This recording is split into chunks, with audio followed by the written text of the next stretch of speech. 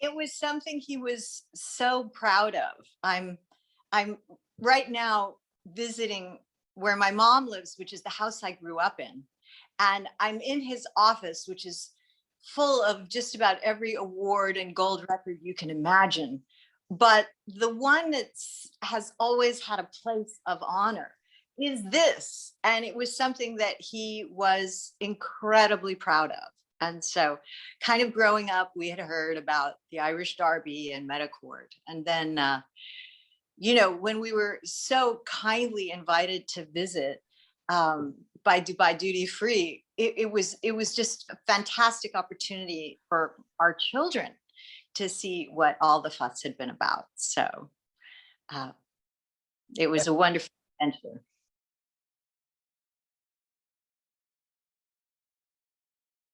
He was very involved in horse racing. It was one of his greatest loves. I mean, that and golf were right up there at the top. And yes, he started Del Mar. He started another racetrack in Mexico, and he he loved it. I think it doesn't matter what part of the world you're in. You get horse lovers together, and the racing people, and it's a universal language. Everybody speaks the same language, and it was something that he was passionate about.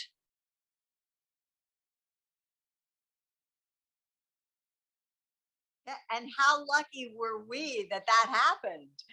Um, Dad was in love with Ireland. It was where he was from. It was where his family was from, and he very much was Irish in his heart and soul, even though he was born in America. And so, combining two of his greatest loves, which is horseback, horses and Ireland, and then if he was lucky on a good day, throwing in some golf. That was his trifecta. So there would be no way that he would not want to be involved in horse racing in Ireland. And of course, fortunately, he had great success there, even more than in America.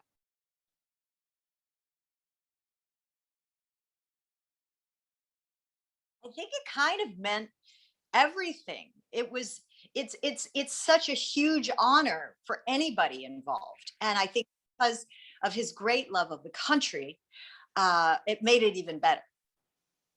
Because the reality is with horses, it doesn't matter how powerful you are, how talented you are, what amazing trainers you have. I mean, the trainers and the horses are what counts.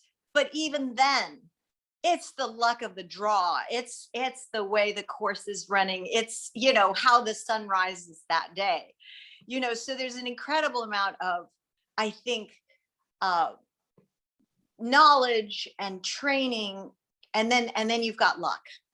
you know so he was very aware of what a great thing it was for Meadow Court to win, and it was really something that stayed with him throughout his life, in terms of one of those fantastic moments.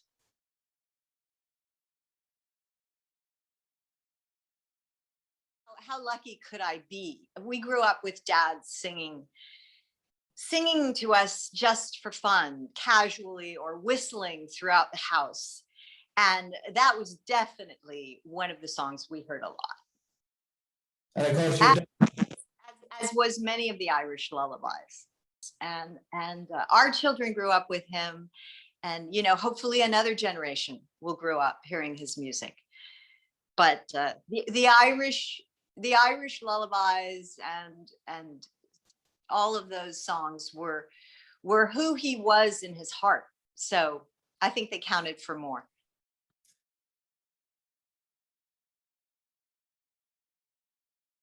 I, you know, Dad, when I grew up, Dad had six boys. The first family, there were four, and then my brother and my younger brother. And Dad didn't really know what to do with a girl. So he taught me how to hunt and fish and play baseball. And I'm a hopeless tomboy. So that's exactly what I loved. So while he gave me a great love of horses, and we have a couple in our backyard, he didn't, he looked and went, oh, she's a girl. And he didn't include me in that part of his world. So while I knew it was his great love, it was, such an opportunity for me to see that world close up when I got to visit you all, and to see that part, because we knew that that was so much of what he did, but it wasn't something that I was included in. Um, so I was very glad to stay at the K Club and be spoiled by Dubai Duty Free, and to get to see what the fuss was all about, to see the beauty of all those horses, those gorgeous horses in action, and then to meet all the people involved. Because I've got to tell you, you Irish folks are just the best. You're so warm, and you were so welcoming, and I got to be there with our children and my husband, and so it was such a gift. It was such a wonderful experience, and I had gone shopping in my mother's closet for the proper outfit, and one of your beautiful Irish designers had made me a hat, and so like it was such an adventure, and we were all really, really happy to experience one of my dad's great loves. And I don't, I'm not knowledgeable enough to understand how special it is, but in seeing it and being educated by the people that actually know, just because I had the opportunity of meeting all the locals and the people that were involved in the races, and I was beyond impressed. It was, and my understanding is you all have some of the best horses in the world, and so it's nice to see them on their home turf, no pun intended.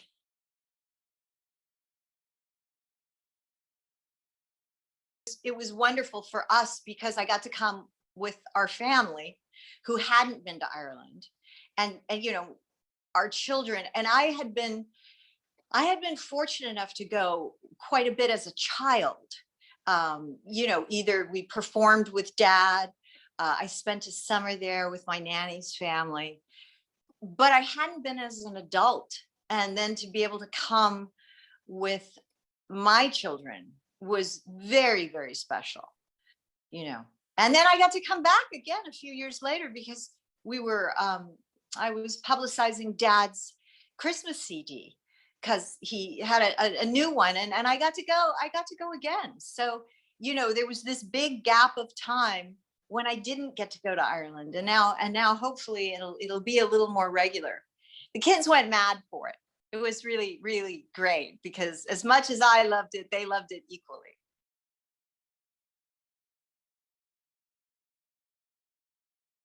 He was such an extraordinary talent, and I think that the reason that dad lives on is because he was who he was. He described himself as an ordinary guy who could carry a tune. Now, clearly, he was so much more than that, but that's absolutely what he thought of himself. And so I think because he was so authentic, he was so truthful in who he was and the way he sang, he reaches people across countries, across generations, because he's singing from the heart. He's singing his truth. And I think that that kind of truth communicates on so many different levels. In the way that you go back to horse people. Horse people, they're who they are. They already start cut from the same cloth. And so I'm very happy that his legacy lives on. And I'm very happy that a really huge part of it was the horses, and that Meadow Court has its own place in your world.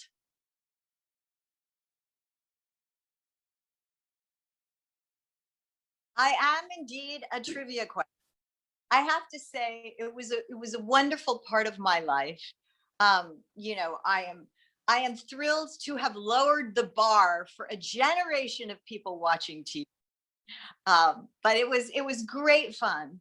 And, you know, Larry Hagman, who played JR, became a member of my family. He walked me down the aisle when I got married, and I looked at him and I said, "You've ruined my reputation. Now you have to make me an honorable woman."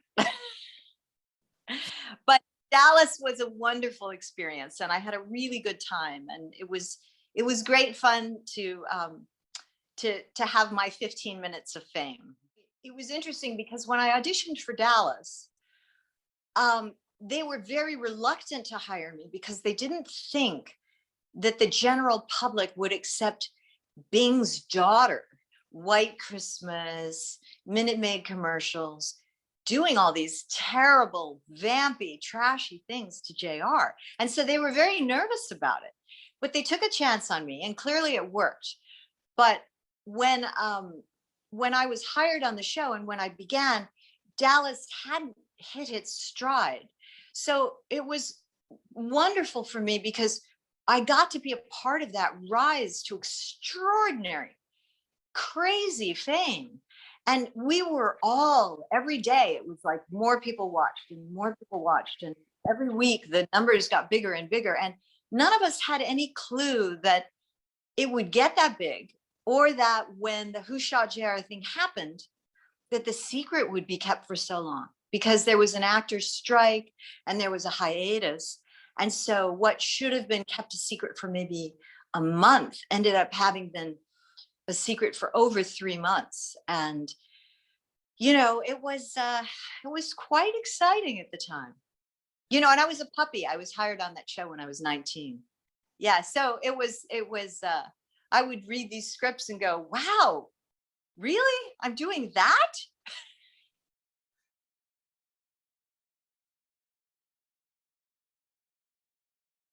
The producers were very smart about it. And so they didn't tell anybody. So everybody got to shoot JR. Everybody was filmed shooting JR.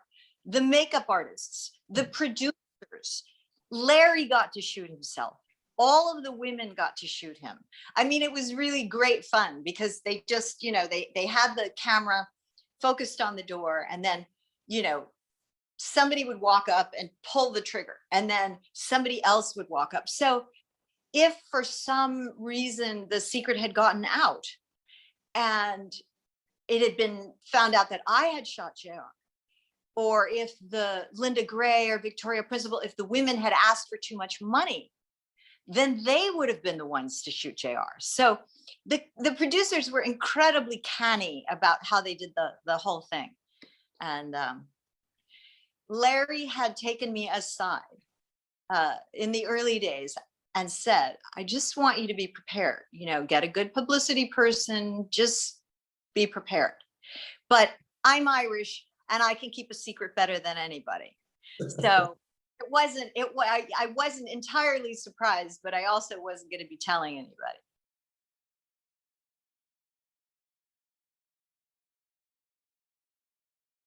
Angela Lansbury was an extraordinary performer. I mean, she was unbelievable, and I'm privileged to have had the opportunity to work with her, because even at that point, she was certainly a grande dame. She was much older than anybody, and never was late, never missed her mark, never didn't know her lines. You know, she was an inspiration, as was Larry, as was my dad, because my dad made everything look easy, you know. And I remember he hadn't been on Broadway in 20 years.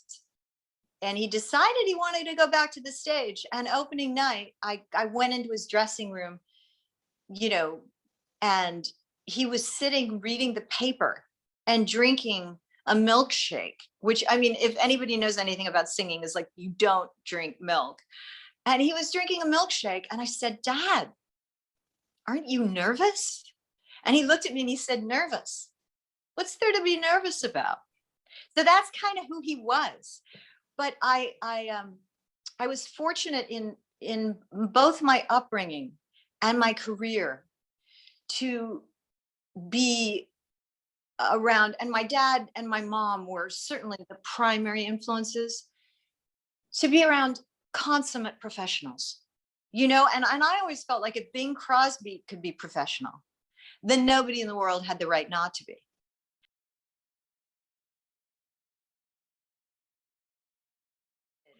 He went to university. He was a drummer as a youth, and he went to university and was studying law, but music was really what he loved. And he had a band, and he said that when they drove from Washington to stay with his aunt in Los Angeles, that the tires on their car had more patches than tire. But it was always a love. And then the only other thing is that there was a comic strip in Washington called the Bingsville Bugle, and the character had these sugar bowl ears, these ears that stuck out, and that was originally how he got the name Bing. So, but it was always his great love, and he didn't limit his.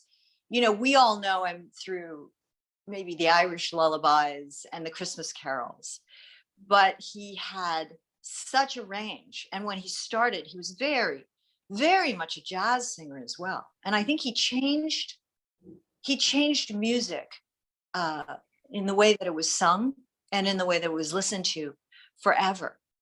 And then he was very, very involved in the war effort. And he said that, he was too young to fight in World War I and too old to fight in World War II. But he felt that of all of the things that he had done,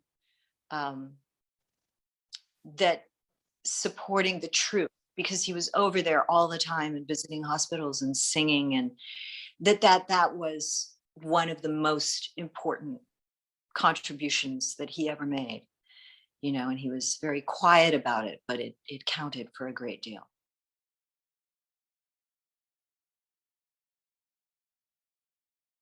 But Mary, it's great to see the 1965 Irish Derby trophy that was won by Meadow Court, owned by your dad, Bing Crosby, sitting in Bing's office in LA all these years later. I want to show you. I don't know if this works, but this is his office, and these are his awards. Is this working? Yes, it is. And these are all of his things. Wow. And of course, the Oscar, if you can see that. We can. And of course, the most important for him, or certainly one of the most important, was that. So, to get a gold record back then was so much of a big deal compared to now, because now it's just anybody. There's such a resource for selling records, but back then it was a whole different deal. Of course, there's golf and more gold records, and of course the kids, and back to Dad's great love.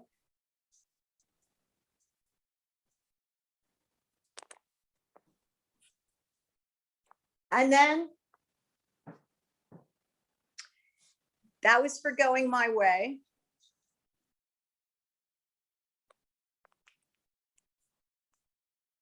And this was my mom and dad in their first Academy Awards. And this is my little brother when he won the US Amateur. He was the youngest to ever win it. And of course, more horses. He was the winner. Oh, that was Ligarat. So, we grew up with golf and horses. The his acting was kind of an afterthought. I mean, if you look at all of his awards, yeah, there's gold records, yeah, there's the Academy Award, but then there's the horse trophies, and then there's the golf trophies, and I think that was something that was hugely important to him.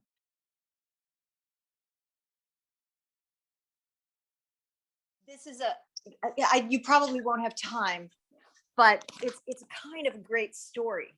Dad, let me see if I can well, I can't switch it, so I'm just going to go like this. So this room,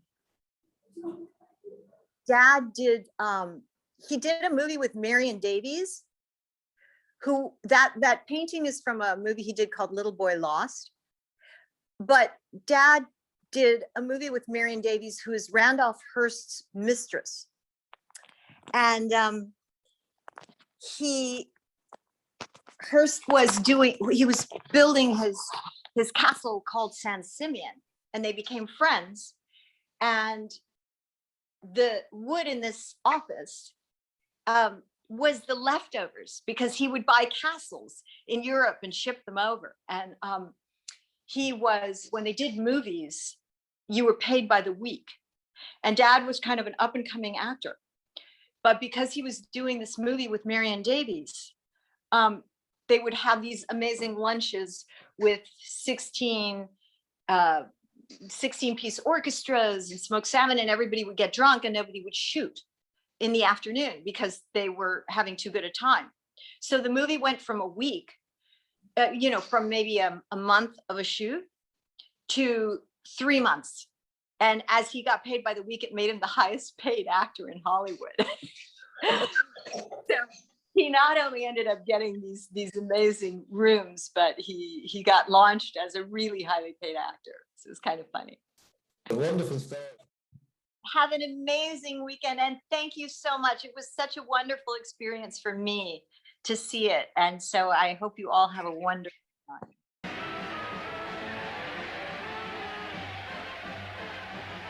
Meadow Court is over 2 lengths to the good, and Der Bingle is whistling Pennies from Heaven once again.